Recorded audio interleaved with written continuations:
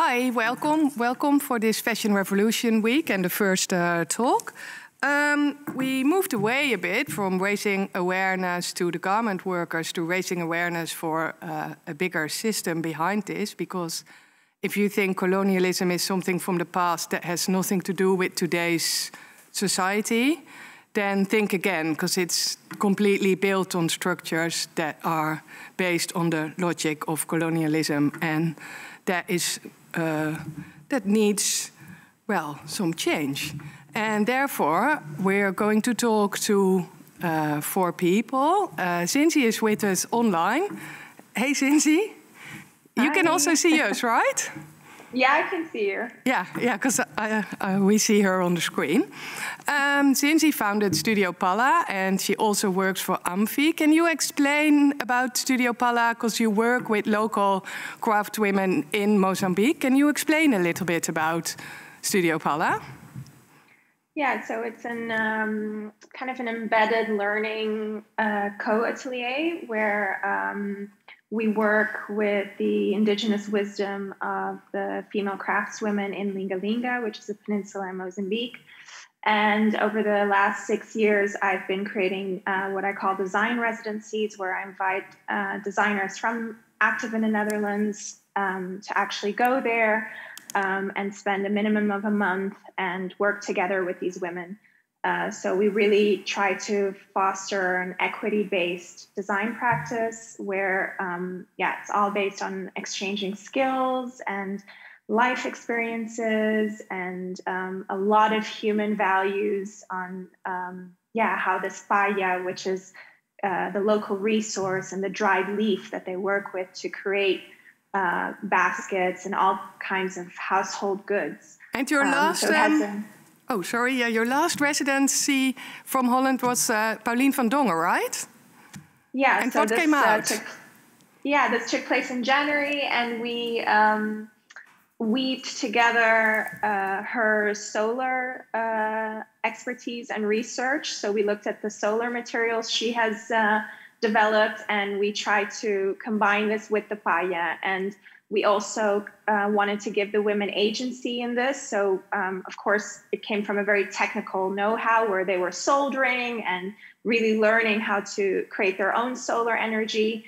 But ultimately, it was really about the fusion of the two. Yeah. So it was very nice which process. is a very different way, and the reason that you're here from the classic or the colonial way of thinking. Oh, okay, we get these women to work for us. You get these people to work together, which is a whole lot nicer. Well, we have more people at the table in real life. Leroy, can you've been working at Filling Pieces for a long time. I think we met a couple of years ago, and you quit just before the pandemic. And now you run Canvas Black, your own agency. Yes, correct. Thank you for having me, first of all. I've been in fashion for quite some time, most notably, as you said, at Filling Pieces. Spent a lot of years there, and at some point I got some kind of an urge to do something more in terms of the education about this whole industry that we're in. And from that perspective, I started thinking, and I came into Canvas Black. And for me, Canvas Black is a consultancy agency from which I basically try to help push forward, and mostly through education. Yeah. Educating based on, okay, what are these structures and systems that we're facing, that we're actually living and working in, and how can we contribute to a certain change.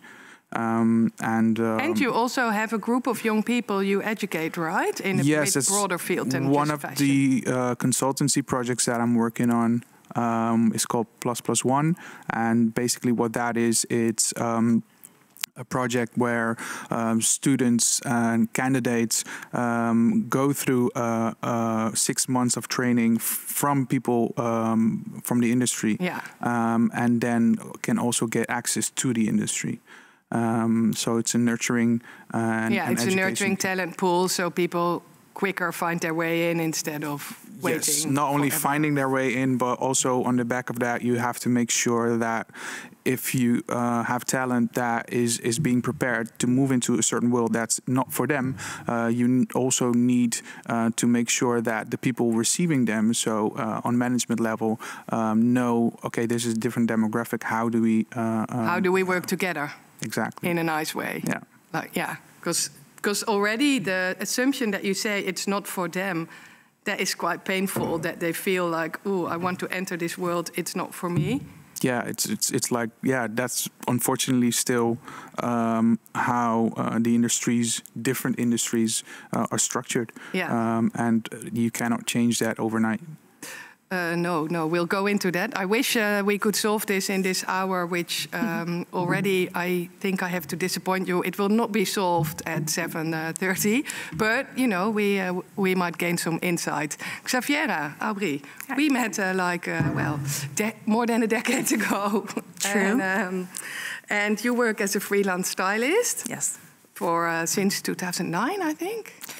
2003, actually. We met in 2005. So, what Leroy describes, have you ever experienced this?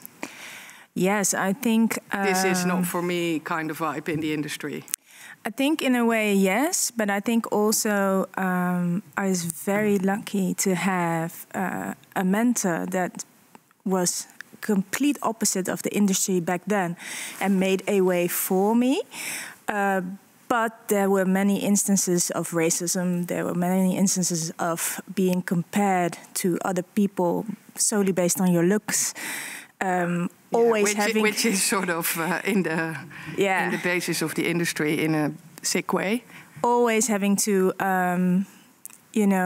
comment that, you have a certain view of me based on how you meet me, but I am educated, I come from a certain background, I did put in the work, sometimes twice or three times more than somebody else. Those things also, were reality, yes. And because of it, I think through the years that I did advance in the business and had opportunities, I want to take people along. And one of the things that I tried was to always have a POC assistant or intern. Yeah. Which I also got a lot of criticism over, because it always was like, of course, it was like, why isn't this assistant from that and that college? She is from a lower level. I'm like, it doesn't matter. She has to drive. The drive is what matters. Yeah. So I think an example, as Leroy said, is desperately needed. Yeah. Because there's a lot of talent, but you have to look at it differently from a non-colonial corporate way. Yeah, because corporate is like... can only exist by colonialism in a terrible way. We also have Shannon de Crone. She's the founder of Sazi Vintage, and she also works for the UN, and she is an activist in climate. Can you explain why you started Sazi?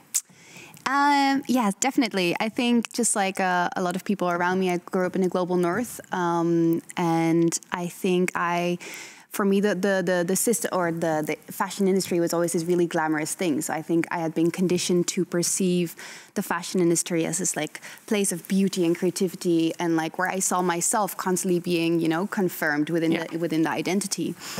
And then I was very lucky to have the most unsuccessful modeling career when I was 18. So I ended up going to New York. And I think just like a lot of conditioned, girls that grew up here, you're just like, oh my God, I get to be a supermodel. How exciting.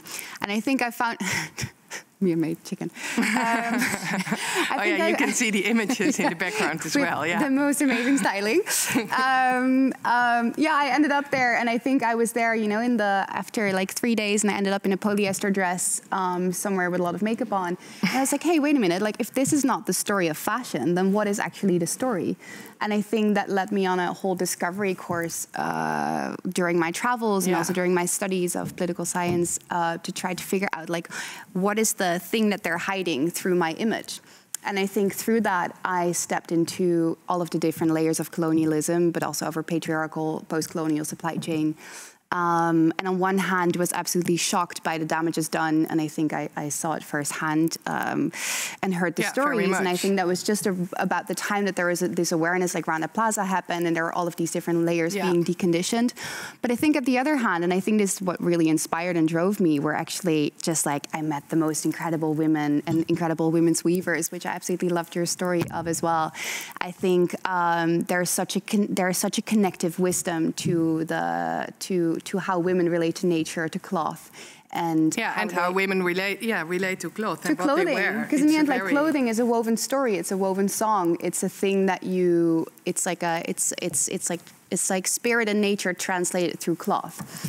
And I think through a post-colonial system, we shifted the gaze from the maker to the model, and therefore took away our responsibility of really connecting to the garment.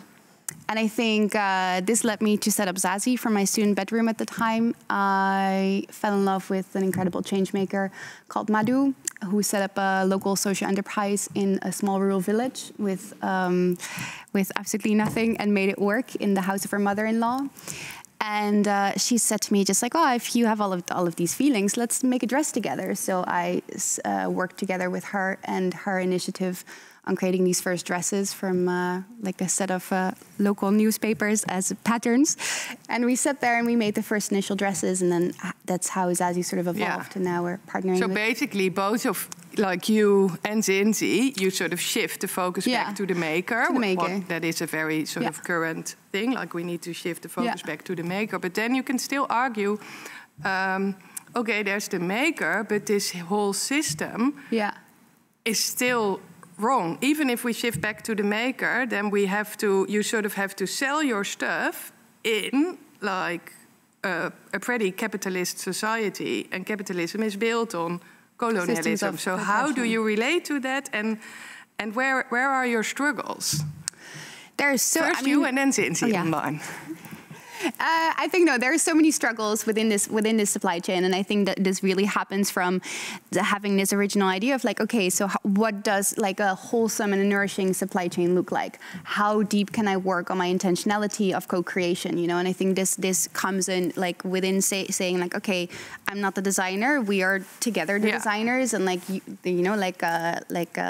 Golzona, who you will see in the video in a bit, you know, she created the pattern together with her like pattern weaver, you know. So for us, it's more like how can we as brand facilitate these stories from the real superstars within the supply chain. But then in these sort of contexts, you notice that there is so much patriarchy, there is so much exploitation, there's so much supremacy within the system that's embedded. And that, you know, that comes within like the seed supply chain of the farmers, that happens within the subcontractors that you're trying to work with that are mostly men. I mean, if you look at the fashion industry, it's 80% of the fashion industry are women. 80% of the farmers in India are women, although they only own 10%, 11%, I think, exactly of the land. And that's the same in the fashion supply chain. 80% are women, but we only own 10% of global capital. So it is a post-colonial issue, it's a feminist issue, and navigating through all of these layers while having a small company with a lot of ideals, still having to work with a certain perception of fashion. Because you can also say like there would be no fashion if, you know, you can only make it completely equal for everyone if there is not fashion and non-fashion. Because fashion always, it's so based on inequality. It's so based on you're the have and you're the have-not. Like it's almost, and I think that is the real sort of struggle or the like elephant in the room that everyone feels a bit uncomfortable about, because then what is fashion if, like I read this theory in this fashion theory journal this morning, and Sandra Nissen, an anthropologist, said like you can only do this if you really kill non-fashion. Like that is the sacrifice zone of fashion to exist. So if you kill the sacrifice zone, then everything is fashion, or, you know, clothes maybe is then a better word. How do you feel about that, Zinzi? Yeah, I mean, that you're hitting on a really good point, because it all starts with the terminology as well. I mean, fashion is not only not universal, but it has all these associations with colonialism, and it even conceals all kinds of diversity of ideas and ways of relating to the world that do not belong to kind of Western tradition. So this whole binary oppositional thinking is exactly where the problem lies, because that only serves to protect the Eurocentric power. If you don't decentralize, then you're always going to look at the West and the rest. And so that is essentially an issue. And I also would like to rectify, I don't shift with my project, I don't shift to the maker, I shift to the exchange. And we are very cautious because we do not sell the products. Our project is very much centered on the skills and the knowledge, and looking at, for instance, indigenous fashion systems and what we can learn from them. So the project in itself is sustained by all the knowledge that is acquired by it. And of course, this knowledge needs to be shared, but it also is very much about an inclusive approach. So where you take various parties and various cultures and you put them together. And not only that, it's also kind of a reverse in perspective, because we're so used to looking at kind of how the global north is really extracting resources and exploiting labor. So it's all about taking, and it's always coming from the outside in. So with my project, I really try to do the reverse. It's really about the inside out. And instead of taking, you bring. Exactly. And you share.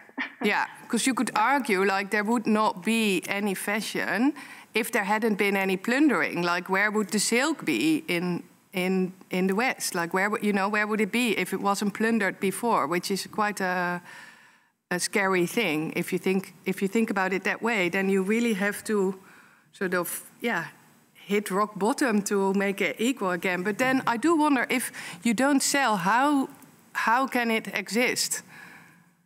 Well, I think we link ourselves to a lot of universities, so in the Netherlands, but also in Mozambique and in South Africa. And we use all the knowledge for writing papers and sharing this with students. And it's also a very kind of open platform, because the whole idea of creating open educational platforms also stems from this. I mean, the whole educational system, especially if we look at fashion education, is so problematic. If you just look at how fashion history is taught and all the kind of resources that are available in libraries and also in the curriculums itself, is super problematic. And so we try to penetrate almost these resources with our knowledge. And I think that's where we kind of can offer a contribution, but also invite others to look at things differently.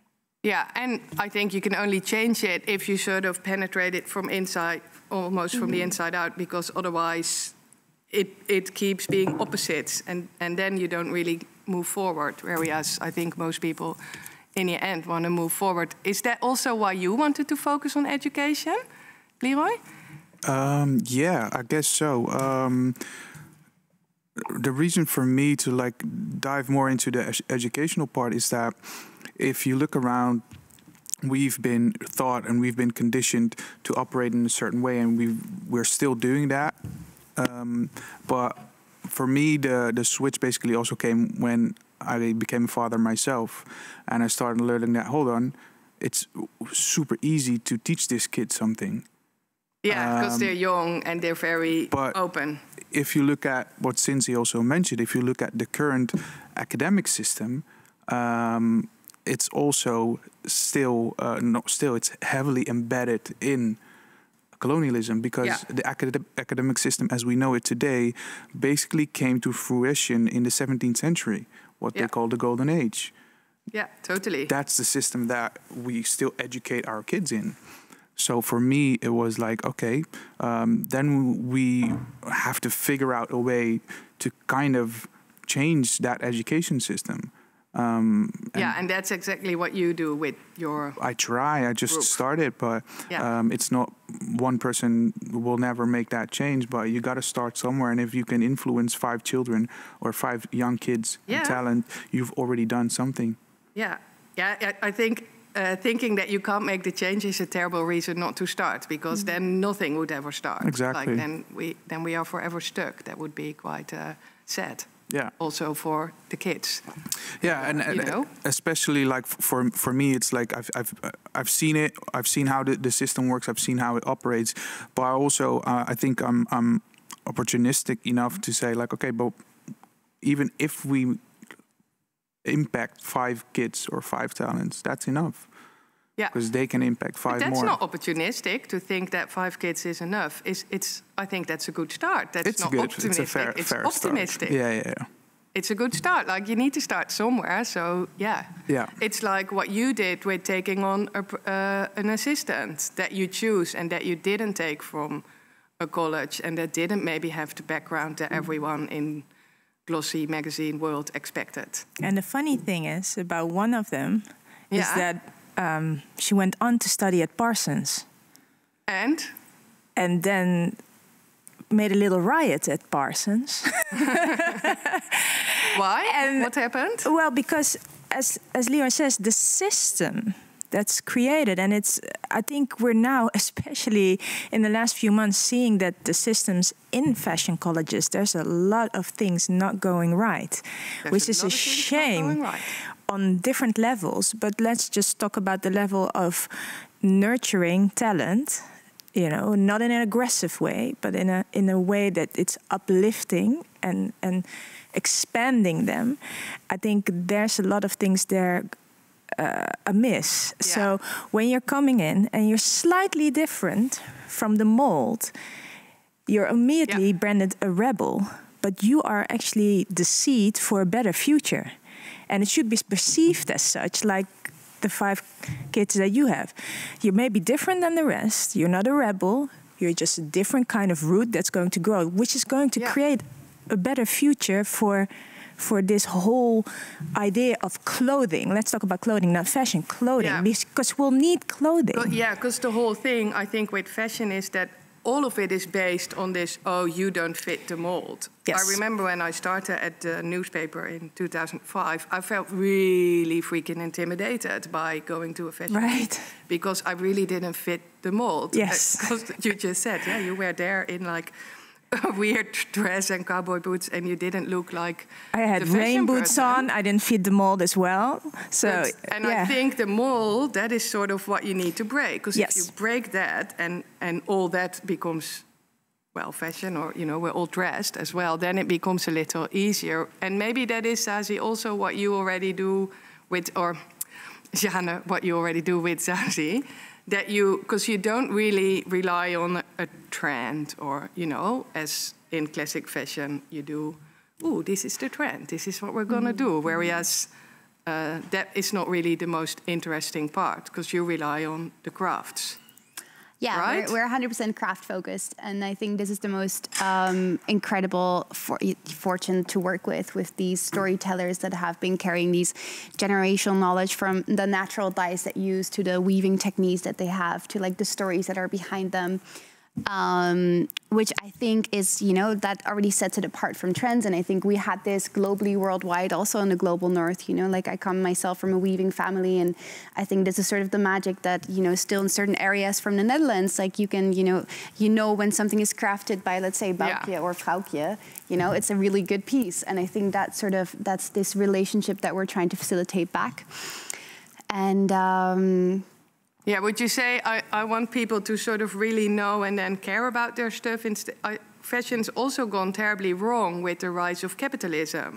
Definitely, and it's still, you know, and it's still freaked it all out. Yeah, and it's still the problem that I face as a brand, for example, is that when you look at the system of fashion, which is a system of waste, which is a system of capitalism, which is a system of wholesalers, like if I sell to a store, they mark it up by 70%, and that's because we're globally paying for waste that we're dumping in the global south.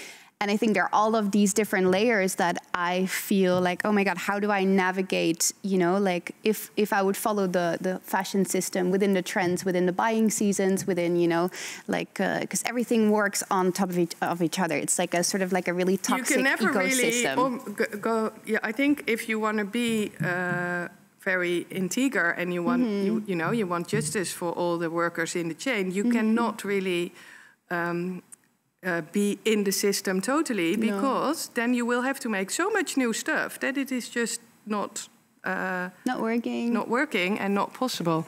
So one thing I want to also say to people that are watching at home, I have this super duper iPad and you can ask questions and I see them and I will ask them for you. I forgot that in the beginning. So there's the iPad. Sorry, I suddenly thought, oh, the iPad. So that's why. But you do operate in this system. Yeah, like half-half. I think no, not half-half. I think we're trying. We still try to operate in a system where we do like a 5% wholesale on our business, and the rest is all direct to consumer. Because if you look at most garments that you buy that function in sort of the old classical system, you always know that the maker and nature, they don't get more than 5 to 10% of the price you're paying, and that is they're just always like suffering. Yeah. So I think because it goes to the marketing teams, it goes to the wholesalers, it goes to the taxes, it goes to all of these different places except for the maker. And I think this is the sort of weird capital system that we build upon like the initial craft, which is the real beauty and the real magic of cloth and of stories. So I think with Zazie, I constantly have to balance these two and balance these worlds, and it's I think really interesting. Yeah, I can imagine it's not easy as a brand because it's such a dominant system, and it's quite smart, I think, what Cinzia does, because you really step out and you say, I don't even sell this product. It's almost like, fuck off, I don't sell this product. Like, you can't even have it, but I do have the idea. Is that also your sort of, I don't want to sell it almost, because then I can be completely independent? Partially, but I think it also stems from looking at the value of the human hand and exactly how craft is looked at, especially from a fashion and colonial discourse, almost as if it can't reach the design level. So that I was always very wary of from the start. But I think also, we're dealing with marginalized communities and marginalized women. It's always women and women of color that are always at the detriment of kind of the colonial impact of the fashion industry. And I think it's not enough to look at it from a justice kind of perspective. Of course, you want to create fair wages and good working conditions, but it's also about implementing long-term sustainable action. So where you give women agency in how to manage money, for example, we work with NGOs and they teach the women how to microfinance, how to save money. So a lot of kind of long-term implementations on that will really impact their lives, because these women, besides being craft workers, are also like kind of the matriarch of their household, especially in a country such as Mozambique. It centers around the female kind of position in the family. So we really try to again look at it from a non-Western perspective, where we holistically look at how do they live in these communities and how can we honor them and serve them. Yeah, because if you only look at, okay, we're going to pay the garment worker more, then it's still that is quite a paternalistic way of thinking, because you apply the same sort of system upon them, whereas maybe they don't really are waiting for this stuff. I wanted to say shit, but that's not the right word, right? But in this case, it could be the right word.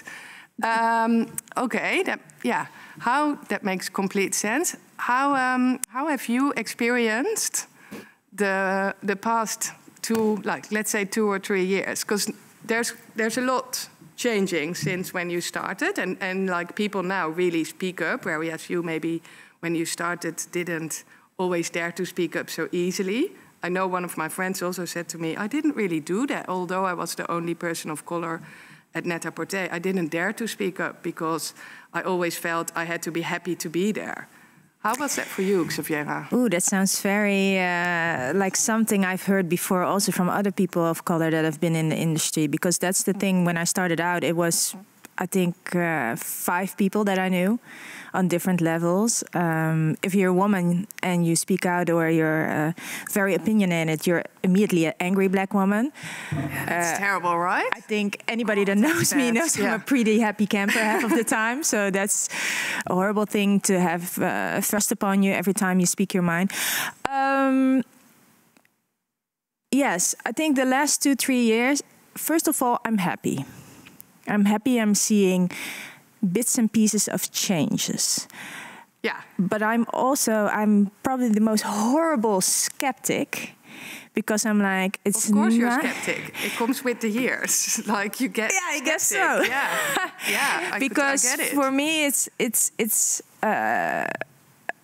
it was a moment of elation seeing that when, of course, the George Floyd incident happened, people rose up to speak about it.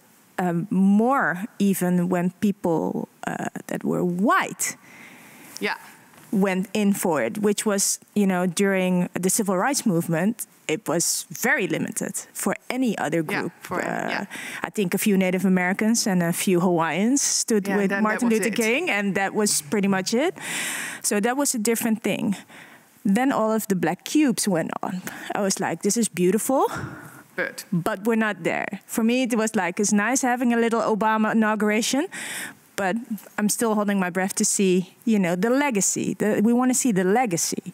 Yeah. So, to be honest, a lot of people thought I was a Debbie Downer, but I said, like, once we'll see numbers, we'll know who is truly committed to making a change that's sustainable and will turn into a legacy. Now, looking back on that, I think I wasn't far off. No, I don't think so I either. wasn't far off. I do applaud people that have really put in the work, because I know there's people that have really said, I'm sorry. I haven't, paid notice to your cultural background or your roots, or can you please educate me on things, also Asian things, since I'm mixed, both black, Asian, Native, and white. Yeah. And that's great, because that's a really big change if somebody comes and wants and to. asks you, and I think that's let's work on it. Let's work on this. That's fantastic. But also businesses and in the fashion media, there have been some disappointing instances. Yeah, yes. and then businesses, because I was reading this article in the New York Times. I think I mentioned it in the last newsletter or so, and they did a whole survey on, like, what did these businesses really do with all these Black Lives Matter promises they made, in the rush of the black Instagram square. And then they sent out a list, because there's not really a ground zero to measure. They sent out a list to companies, 64 companies. 4 of 64, that is scary, because it's not much, answered all the questions, and the rest put out statements again, where you can ask how, is this another hollow statement, like, where's the real change? And they will keep doing this investigation. They said the newspaper will keep doing this every year, every couple of months. I don't know the term, but it is a good way to really measure stuff, because it's not that everything is in numbers, but if you don't have numbers, then people can always hide and say, then it's just visual. I really want to do it, but then they don't really have to do it. I think you really need to sort of take people and say, okay, but then do it and show it to me.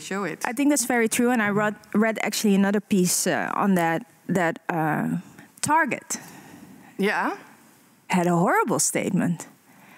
And then somebody did the math, which was like, we put in money and investment into these black businesses, but it was roughly not even like 0.000, it was like, whatever, you know, and that's the thing. 1% of their... that's what it was. Yeah, and the thing also that a friend of mine said that was in PR, was also very disappointed, because, we have the chance now to really make up for some stuff, to make it right, or to at least build a better future. But we live in a pretty marketing, PR-orientated society that does make it hard to do real change, because real change does cost money, it does cost time, and it does also require that people really put the effort in and not only do it for the show. And repent in a way, even though you weren't part of the actual slave making.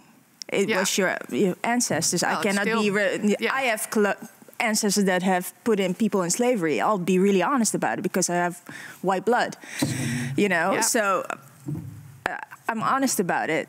That's not a good thing, but it has to do with a certain realization. And this person in PR actually said to me, "It's such a shame because what I'm seeing now, which really is appalling, is," and literally their words, "people are pulling the black joker." And I was like, "What's the black joker?" It's like it's you're pulling a black joker up your sleeve because you're so afraid of the movement and getting axed as a brand that you're just willing to hire anybody that's black. Yeah, that's also so that's like also a thing. Is like, are you choosing to hire people that are very qualified, that have gone through the process, that really are committed to making a change in a legacy shape, or are you pulling a black joker to, you know, I save think your this ass? is the main problem of a very marketing-based society. I find that quite difficult sometimes to then see, okay, but what is really happening?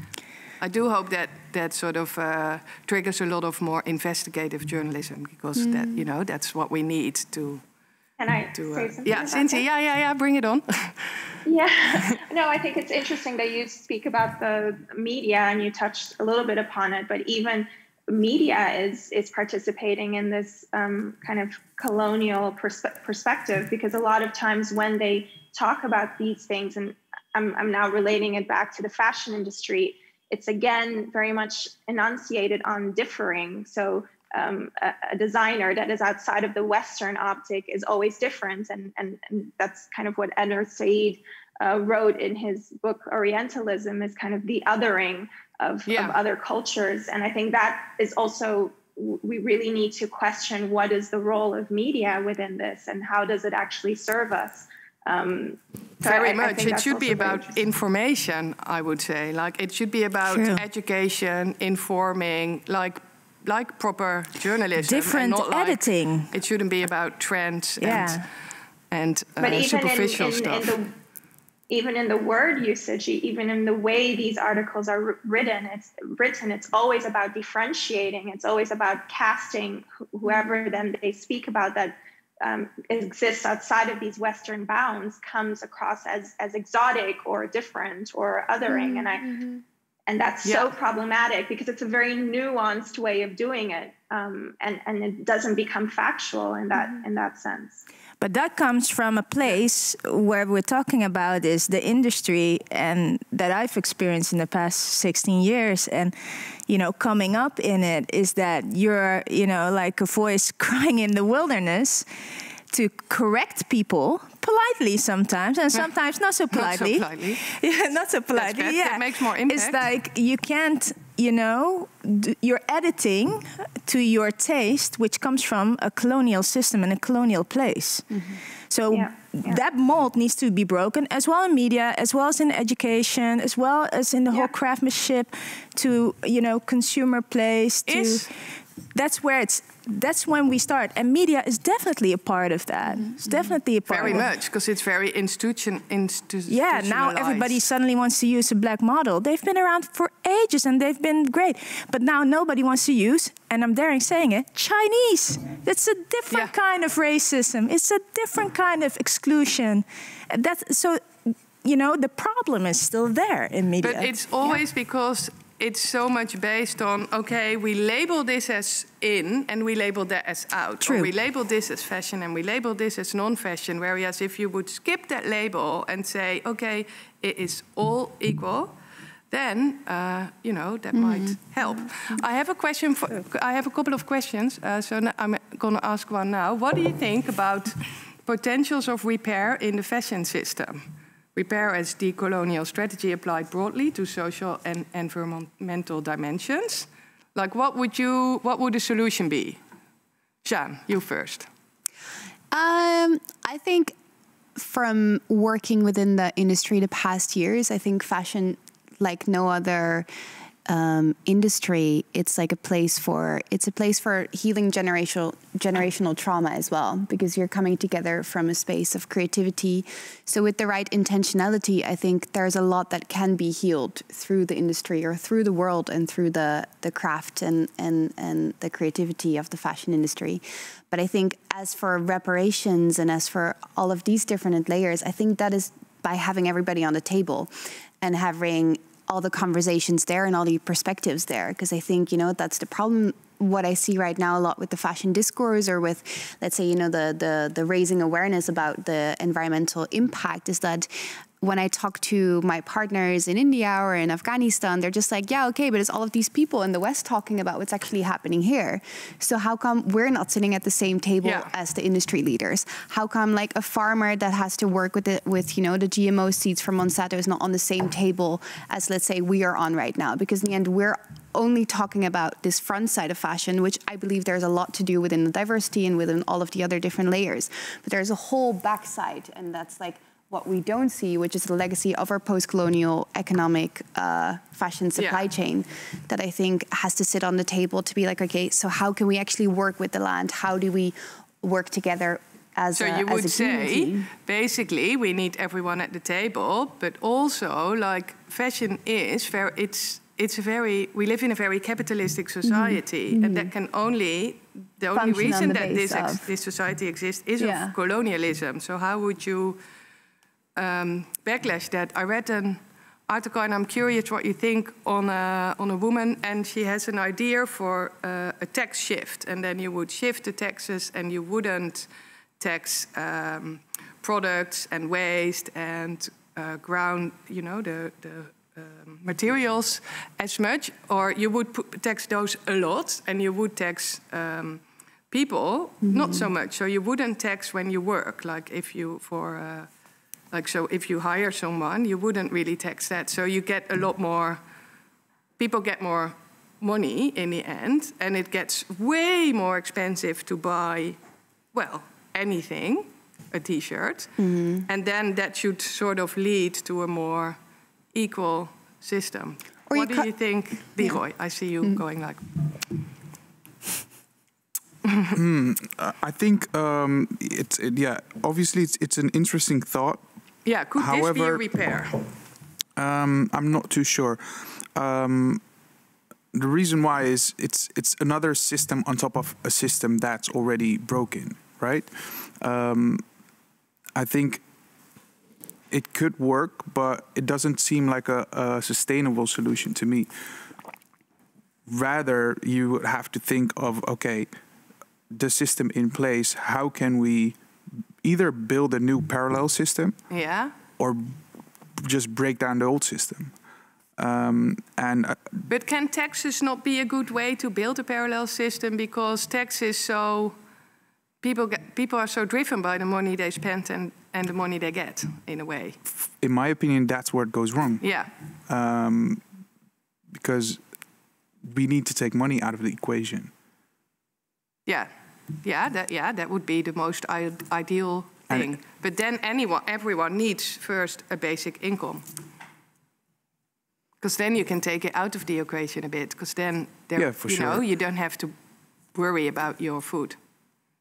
But I think this also is, again, looking at it from a Western perspective and taking the Western perspective as a dominant one, because the reality is colonialism is an economic reality. And as much as there, for instance, in the African continent, the independent countries are still not free of colonial power. So there is still so much extraction of resources. And so I wonder, how is that then solved? Because, for instance, in the northern Mozambique, there are thousands of people being killed because of this problem. And so I still don't see how then this problem is being eliminated.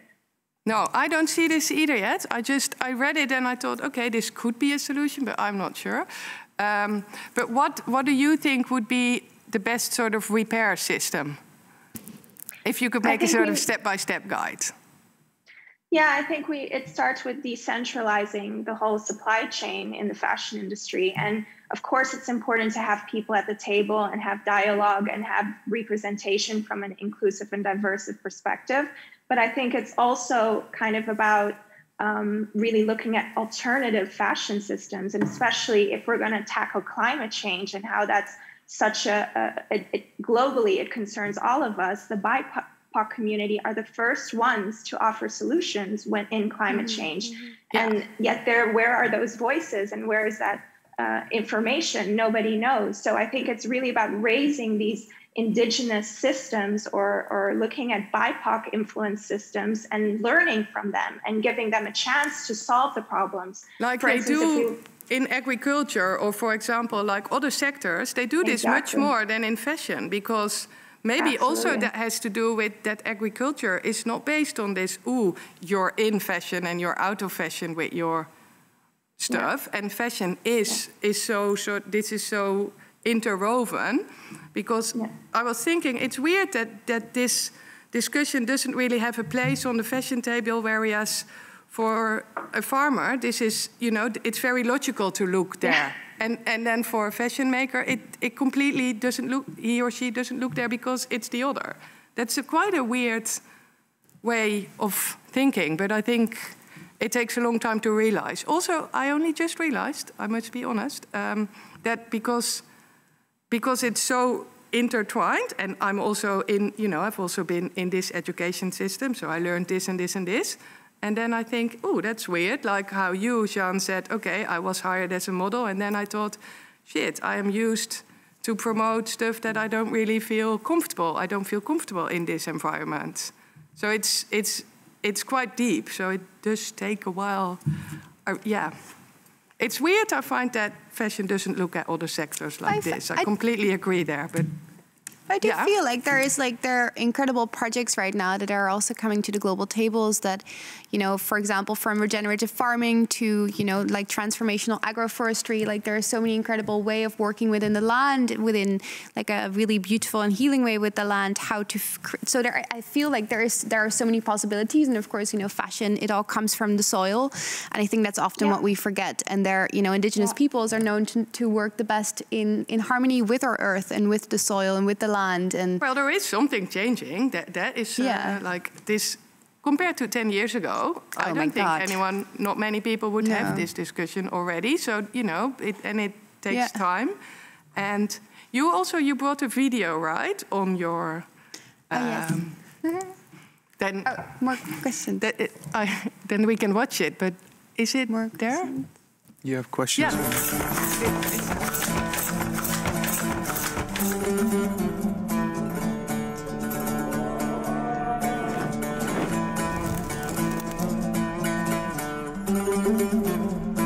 yoshdan beri shu ish bilan shug'ullanaman. 3 nafar farzandim bor. Shu qo'ldekanda to'qiymiz, dasiga 50-60 metrdan ish beramiz. Bizda mana xonatlasimiz qadimgi ota-bobolarimizdan qolgan meros. Bu milliy kiyimlarimiz, qirollarimiz oilasi, qirolichalar ham kiyishgan. Men qilayotgan hunarimdan xursandman. Qilayotgan ishimizni o'zimiz ham yaxshi ko'ramiz, davom ettiramiz. Mening ismim Gulnoza, men to'quvchiman.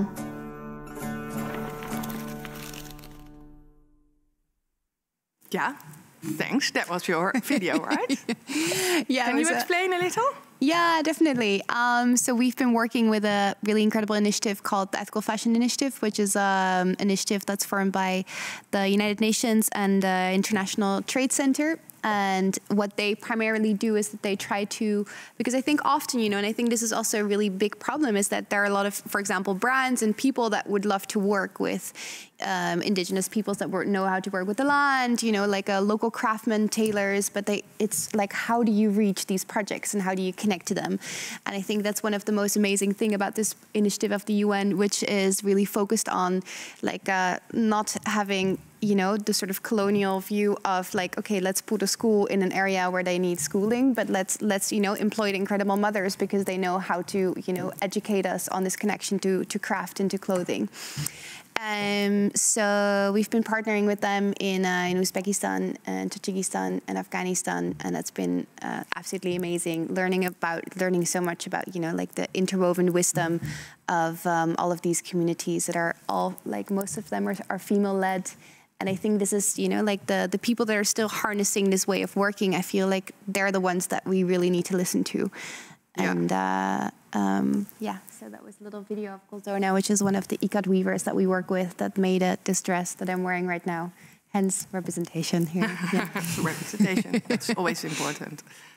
And if you say, like, you know, we should sort of stop the whole, because this whole capitalistic society is based on that it's okay to see other people as that they're worth less, or see resources as that it's worth less. But that's never okay. Like, but how can we shift this? What do you think, Leroy? Is it education first? Do you start with your own kids? That's an easy. Yeah, for me, I think it always starts with a form of education. We've been educated in a Western one-sided perspective, right? So looking at myself, I have to educate myself on different perspectives as well. So also, I think it's like kind of what Cincy already said, like for us looking at it from a Western perspective and like, okay, what is happening in Africa?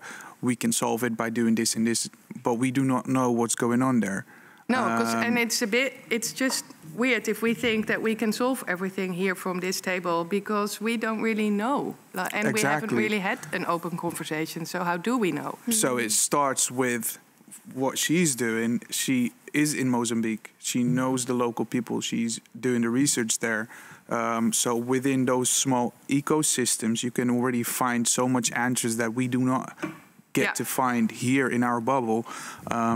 So for me, that part is I think the most important. You have to educate yourself on different perspectives, and from there on start looking for, okay, but maybe we can use this, or maybe we can do this. But however, if there's going to be capitalistic system in the back of it, it's going to be very tough. And you also have to realize is that the system we know today took roughly 400 plus years to form and to develop. It's not going to be turned over in 10 years or in 50 years. You're going to need, I think, generations to actually completely turn it around. Yeah, I think so too. I wish I could say no, it might be a lot quicker, but no, you have to be realistic. Yeah. I mean, why are we still standing on Dam Square in June 2020 if Martin Luther King already did this? Yeah. Well, not on Dam Square, but made this statement. Yeah. Yeah. You know, so it takes a lot of time. So you need to have a lot of patience. Yeah. Or else you go mad. Yeah. But we won't go mad. You don't go mad, right? Xaviera, what do you think? Like, if you could change something tomorrow, what would it be? Educational system. That's where it starts. Educational system. Recently, last year, I applied for a job at a fashion college. And it was a painful reminder that the selection process is what's amiss. I'm not saying that I was the most qualified person for the job. Yeah. But the accolades they were looking for were accolades that would not help a new generation create change. They don't have them. You know, because if you're looking, if it's like you're up against somebody that's high in the corporate ladder at a very large sneaker brand, how are you going to compete with that? Well, the fact that you're saying it like that means that you're not looking at the things that I'm bringing to the table just because I don't have the corporate ladder. Yeah, and you still see the corporate ladder as the ultimate goal, where we, as you say... If we're just picking people from that, and we're not picking people from, let's say, a perspective of what Shannon is doing, or a perspective of what Leroy is doing. You know, saying like, oh, Leroy, what's your resume? Oh, I see you've been there 4 years, but before that you were, working, good Lord, ice cream truck. So you're not qualified. That's a colonial system. But this is very much which is not bringing change to a new generation. And it's the new generation. I'm old.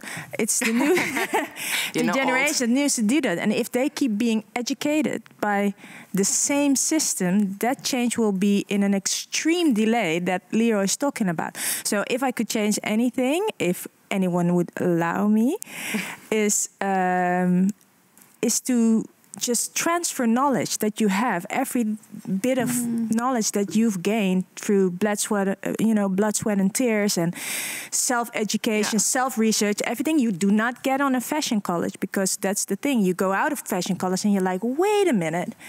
Yeah. And you say we should not, like, it's the same as, okay, there's fashion and non-fashion, like, oh, there's corporate and then there's this hierarchy.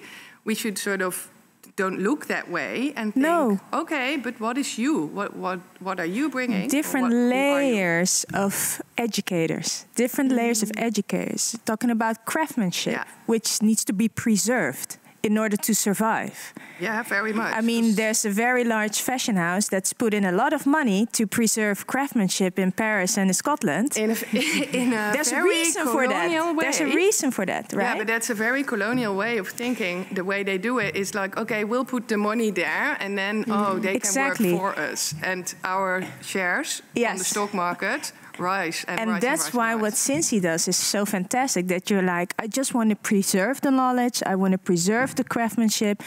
It's going to be there, it needs to stay there for sustainability, but I'm not just willing to just sell anything at any cost. That's the thing, you can almost only do this if you operate outside the system deliberately.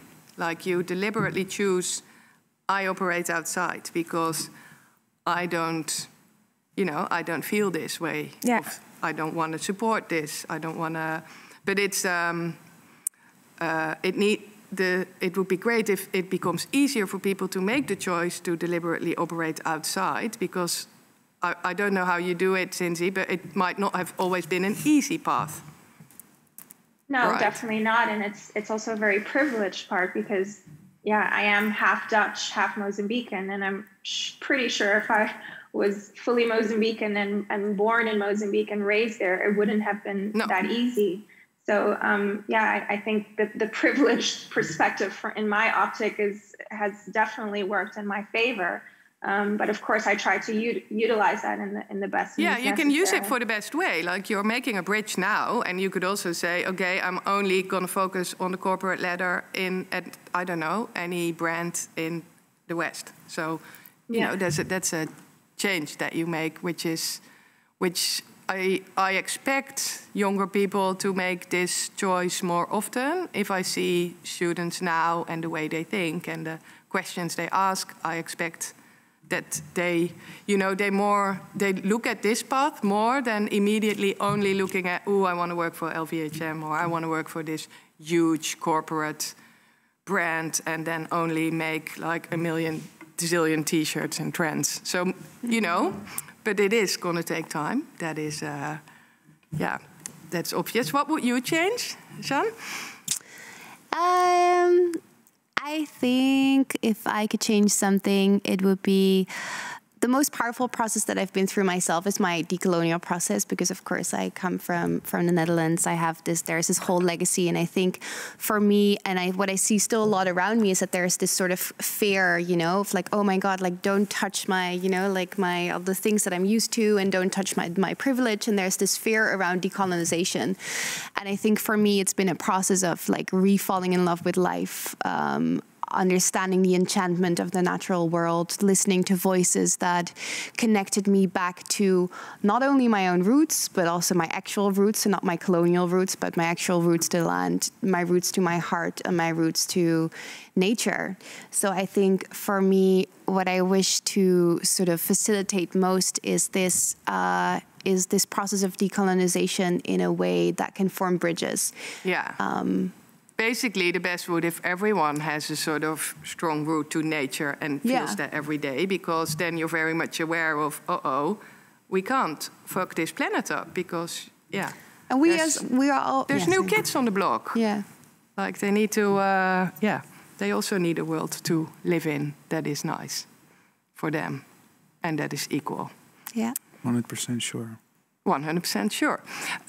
This is not the last in this series of talks. There is the slide with all the data and all the information, because this was the first one, and we only touched upon a difficult subject that we still need to say a lot about, and we need to read a lot about. Like, I was stuck behind my computer all day when I started reading more and more and more, and then I couldn't get off, and then I had to rush in the end, because I was like, oh, it's and we need to educate all of us, which is why there is all these other talks that you at home can listen to on your Zoom Square, on your phone, well, wherever you are in digital space. Then I want to thank you very much for being here. Xaviera, thanks for having me. Leroy, Jean, Yes, Cindy. Pleasure. On screen. And I also want to say to all of you that you can support Pakhuis de Zwijger, because they've built this pretty professional setup that we were a little bit intimidated by when we entered, but now we feel like we're at home. So support them. Dat was het toch?